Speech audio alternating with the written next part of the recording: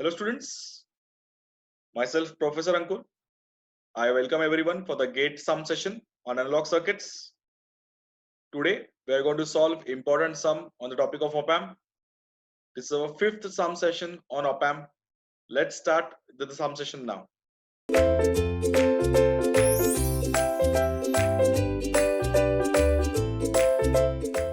So let's take a question.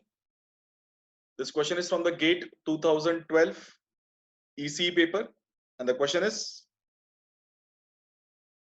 the circuitry shown is option A, low pass filter with 3 dB cutoff of 1 upon R1 plus R2 into C radian per second. Option B, high pass filter 3 dB with 1 by R1C radian per second. Low pass filter with 3 dB cutoff 1 by R1C radian per second. And a high pass filter with 3 dB cutoff 1 upon R1 plus R2 into C radian per second. Now, if you observe the diagram carefully, you can see the input path is having two elements, a capacitor and resistance R1, and the feedback is having an impact of resistor R2. Now, if you try to recollect the actual circuitry where we were having a practical differentiator with two capacitors and two resistances, this circuitry is almost analogous to it. And if you try to again recollect the basic integrator, it was having a single capacitor and resistance, where the resistance was in the feedback path and the capacitor was in the input path.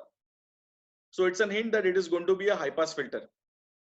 But if you want to still confirm, you can still go for the solving effect in the Laplace domain, where the gain of the circuitry will be defined by minus of R2 divided by Zin, where Zin will be a series addition of R1 plus 1 upon SC. So on solving, you will get the relation of VO by Vin in the form of S upon S plus something. That will be an equation for an high pass filter. So it is basically a high pass filter. That is true. From that, we can easily conclude that the 3 dB cutoff will be defined by the term R1 and C. So that's the reason. The correct answer for this question is option B, with a cutoff frequency controlled by R1 and C. So the answer is option B, with a 3 dB cutoff 1 by R1C radian per second. Next question is from the GATE 2011 paper. Let's have a look at the question. So the question is: the transfer characteristics of the circuitry drawn below is observed on an oscilloscope used in XY mode. The display on the oscilloscope is shown on the right hand side. Vi is connected to the X input with a setting of 0.5 volt per division, and VO is connected to the Y input with a setting of 2 volt per division. The beam is positioned at origin when Vi is 0. So we are having a circuitry where we are having an OPAMP with two Zeners connected, Z1 and Z2. But if your observation is sharp, the connection of Zener Z1 and Z2 are actually opposite. There is a 1 kilo ohm resistance in between, and the input supplied is sine 100 pi t. The question is, assuming that the OPAMP is ideal and Zener diode have forward voltage drop of 0.7 volt, the value of reverse breakdown voltage of voltages Zener diode Z1 and Z2 respectively are. So the question is very simple. We are here supposed to find out what is the reverse breakdown of the independent Zener diodes Z1 and Z2. So for that, the hint will come from the characteristics. So this is basically a transfer characteristics where you can see the relation between VO and Vi. So when we start with the solution, we need to go stepwise. We are taking now, when Vi is -1, the VO is at 6.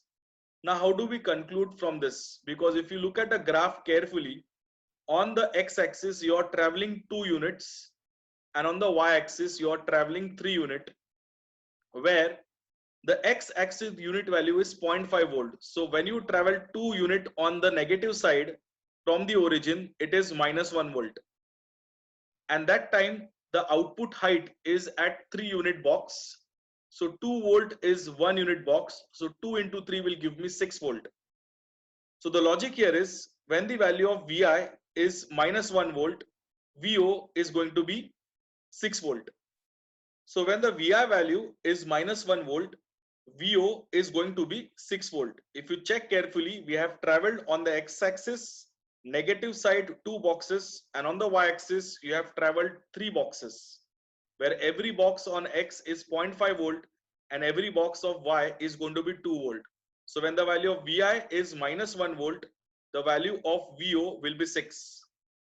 So if the Vo value is 6, if you observe Z2 carefully, the anode will be at 6. Implies Z2 will be forward bias. But for Z1, you will find the value of anode and cathode. So since your Z2 is forward bias and the Vo is at 6 volt, then Z1 will be reverse bias. Because the diode arrangement is such that they are opposing each other, implies if one is forward, the other has to be reverse. So because of this combination, when the input is at -1 volt, automatically you will find Vo as 6 volt, Z2 will become forward, so Z1 has to be reverse. Second problem here is, if you see carefully, you can see the plus pin of the op-amp connected to ground. So automatically the minus pin of the op-amp will also go to ground, because that's a property of op-amp virtual ground concept. If V plus is 0, then V minus will be also 0.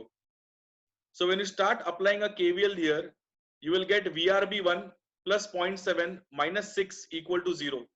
That's a KVL to the outer loop, which is passing from the V minus pin towards the V out pin, which is propagation from Z1 and Z2.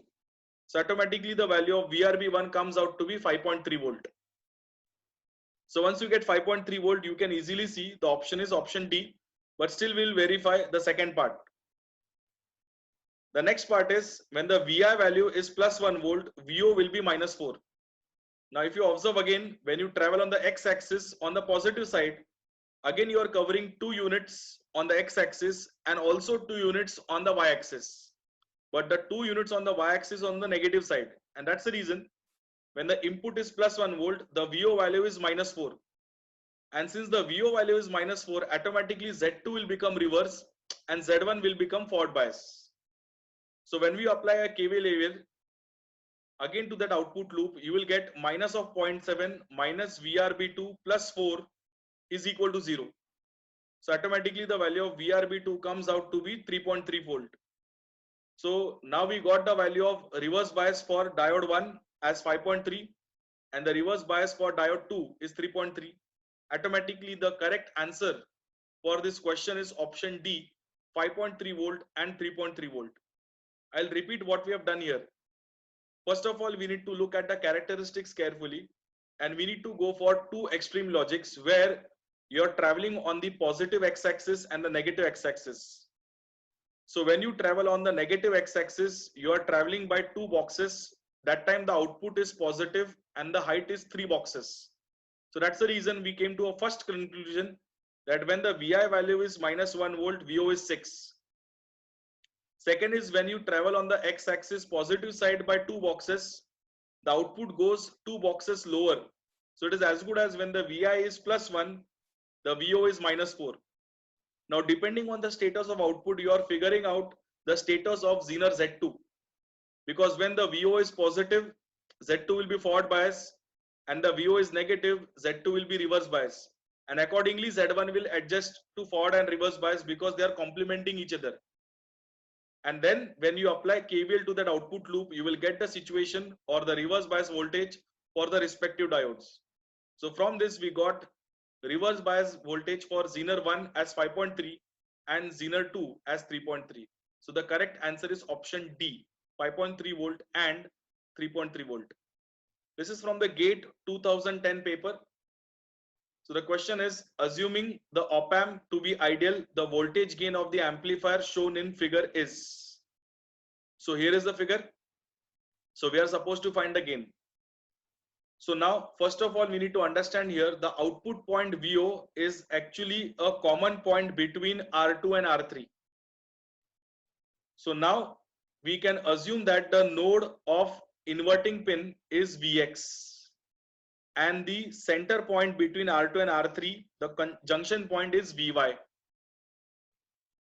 So we are taking Vy is equal to Vo and Vx is going to be 0 volt because the plus pin of the op-amp is grounded. So automatically the minus pin will be also grounded. So the Vx node value is 0. Applying KCL at the node Vx, you will get Vx minus Vi by R1 plus Vx minus Vy by R2 is equal to 0. Substituting Vx as 0 and Vy as Vo, you will get Vo by Vi as minus of R2 by R1. So the correct answer is option A, minus of R2 by R1. The correct answer for this question is option A, minus of R2 by R1. Thank you.